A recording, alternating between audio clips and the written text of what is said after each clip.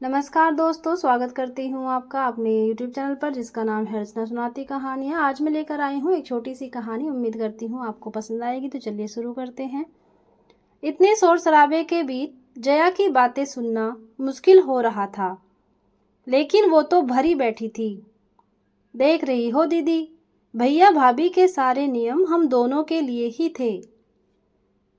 अपनी बिटिया की शादी है तो डीजे लगवा लिया भाभी ने। आपकी शादी में कितना बवाल किया था सहेलियों के साथ नाचने पर। और पता है, काम वाली बता रही थी लव मैरिज है शायद। जया बिल्कुल मेरे कान में घुसकर फुसफुसाई। तुम्हें बड़ी खबर है। मैंने जया को हैरत से देखा। वैसे मुझे तो बंटी के भी रंग ढंग पसंद नहीं आ रहे हैं। बुआ जी तो कहता नहीं, बुई जाने कौन सा शब्द है। देखो कैसे लफंगों की तरह नाच रहा है। बात तो सही है जया, हम लोगों पर ही इनकी सारी शक्ति थी। जया तो मेरी सहमति पाकर आंखें नचा नचा कर फिर से निंदा रस में गोते लगाने लगी। लेकिन मेरा ध्यान बंटी पर ही जाकर टिक गया। कैसा हो गया है ये लड़का। बचपन में जब इसकी उम्र के बच्चे तितली पकड़ते थे तो ये दौड़कर उन्हें उड़ा देता था। बुआ, आज मैंने 4 बटरफ्लाई बचाई।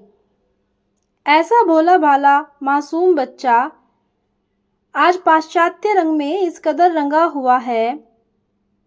बात बात पर बोलता है चिल मारो बुई, और टोक दो तो कम ऑन बुई। परसों आते ही भैया से बात शुरू की तो उन्होंने घुमाकर बात खत्म कर दी। मैंने बंटी की ओर से आंखें बंद नहीं की हैं। सख्ती और अनुशासन में ढील नहीं दी है। उस पर उम्र का असर है। बस इस घर के दिए गए संस्कारों पर, जड़ों पर मुझे यकीन है।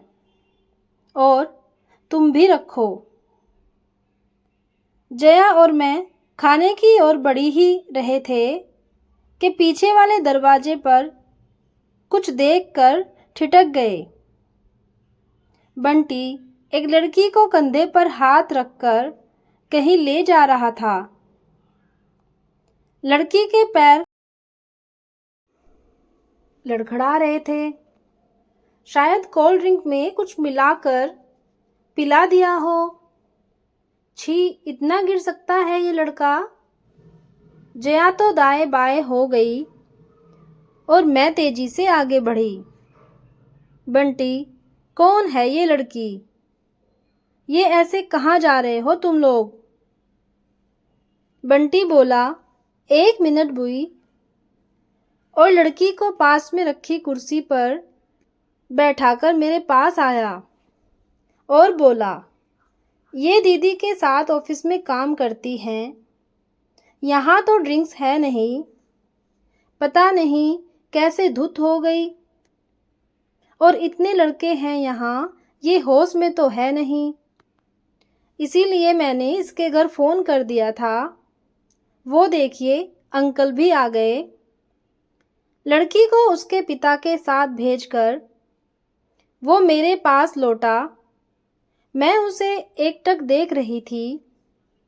बंटी बोला, क्या हुआ बुआ, ऐसे क्यों देख रही हो?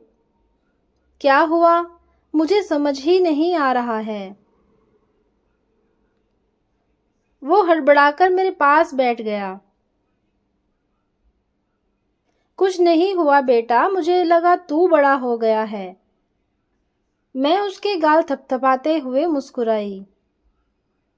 तू तो अभी भी मेरा वही छोटा सा बंटी है, तितलियों को बचाने वाला। तो दोस्तों, ये थी एक छोटी सी कहानी। उम्मीद करती हूँ आपको ज़रूर पसंद आई होगी।